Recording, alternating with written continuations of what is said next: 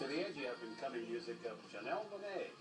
Sweet city woman, yeah.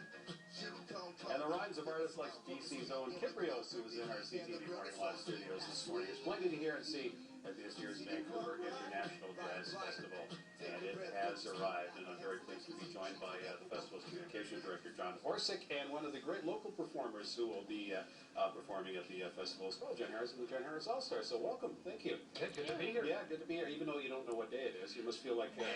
it's a blur. It's like Christmas morning, though, to you, isn't it? Oh, yeah. Yes, presents everywhere for the next 10 days. Exactly. Musical gifts. So how does one try and open all those presents, over the next couple of weeks, or maximize the opening of the presents? Because you can't open them all, really. Yeah, well, you get lots of sleep and lots of vitamins, and then you go to the festival program and look at the grid and decide where you're going to be, because there's 300 concerts, 1,800 musicians, 35 indoor and outdoor venues.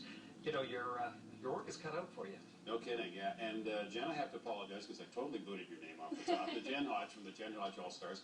You are performing tomorrow at the Robson stage, which is, of course, a great new venue, because usually the opening weekend has been in Gastown. Now you're moving it to the Robson Street area.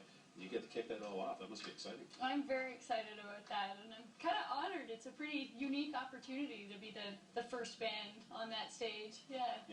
For you, I guess the Jazz Festival has great meaning, because not only do you get to experience the music and see all these great international stars coming into the city, but for local performers such as yourself, this is a great showcase for you too, isn't it? Absolutely. There's huge crowds that go to those free outdoor shows.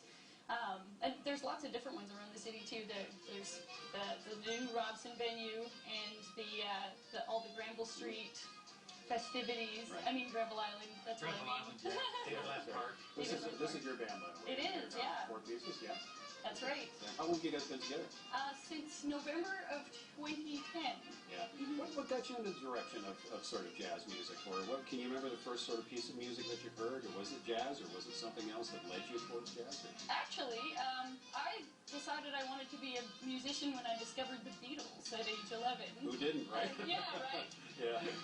And it just, one thing led to another from there. I've always just had an enormous passion for all kinds of music, and starting from about that age, 11, when band class was an option for me at school, I just wanted to play with every group, every ensemble. I played music for fun with friends outside of school, and it just, any kind of music that I had the opportunity to play, I was on it. And starting when I was in high school, grade 10, grade 11, there were some cool kids that were older than me that needed a bass player. Everybody always needs a bass player, right? So I had the opportunity to get into jazz that way from some people who were older than me that already kind of had some cool Herbie Hancock records and Miles Davis records and stuff. And so we just get together, and I got into jazz that way, and it was a pretty fast process after that. I was like, I love this. I want to do this all the time. Well, and you get to kick off everything at the Robson Street stage too. And I know you've been looking forward to it, John. It's kind of busy and a new challenge for you as far as organizing the festival. So far, so good?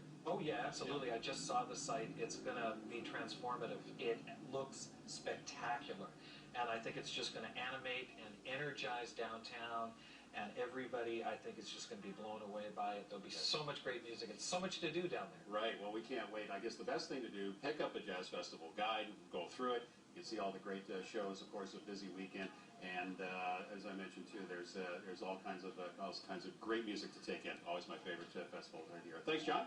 Thank you. Thanks, Jen. We'll look forward to hearing you and seeing you tomorrow. So lots more still ahead, including your latest sports and entertainment headlines. You're watching CTV News at noon.